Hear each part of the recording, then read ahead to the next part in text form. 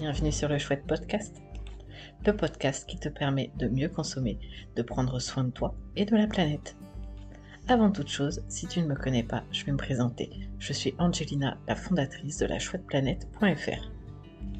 Un site qui justement te permet de mieux consommer avec des produits plus responsables, plus durables et un maximum français.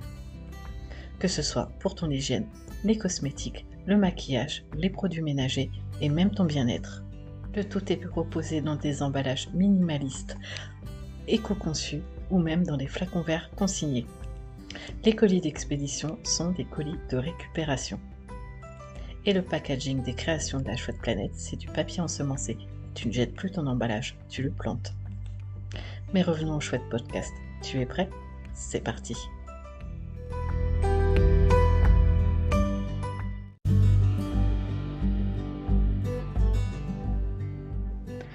Aujourd'hui, on va voir la nouvelle tendance, les désinfluenceurs.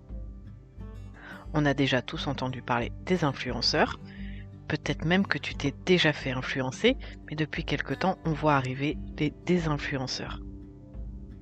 Et tu vas me dire, mais c'est quoi ça encore ? Eh bien, ça fait suite à un nouveau phénomène sur TikTok qui propose aux gens d'arrêter de surconsommer avec la désinfluence. Au lieu de recommander des produits inutiles, comme les influenceurs standards, les désinfluenceurs, eux, vont multiplier les vidéos pour vous décourager à les consommer. Et là, je me rends compte qu'en fait, ça va bientôt faire 3 ans que je suis désinfluenceuse sans le savoir. Bah oui, en fait, après tout, avec la Chouette Planète, le blog et maintenant ce podcast, en fait, c'est ce que je t'incite à faire, justement, de cesser la surconsommation, d'aller à l'essentiel, de consommer mieux, de consommer moins, mais mieux.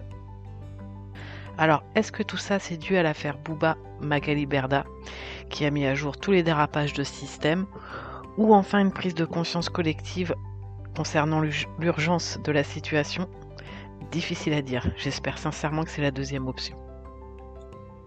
Et là, je me dis, mais est-ce que les désinfluenceurs ne vont-ils pas devenir des influenceurs ?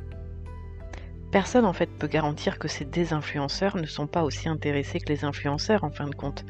Et après tout, est-ce qu'ils ne sont pas payés pour leurs conseils de déconsommation ? Est-ce que si on vous déconseille une marque de maquillage, est-ce que c'est pas payé par la concurrence ?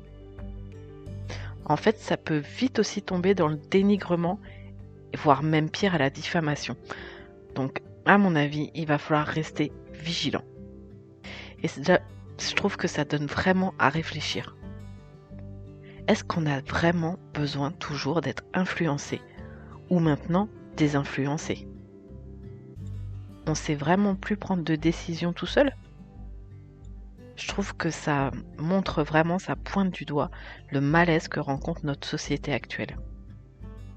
Alors j'ai quand même envie de rester positive. Bah ouais, après tout, si ça peut aider à mieux consommer, que vous vous fassiez plus pigeonner aussi, bah pourquoi pas, voyons voir à l'usure.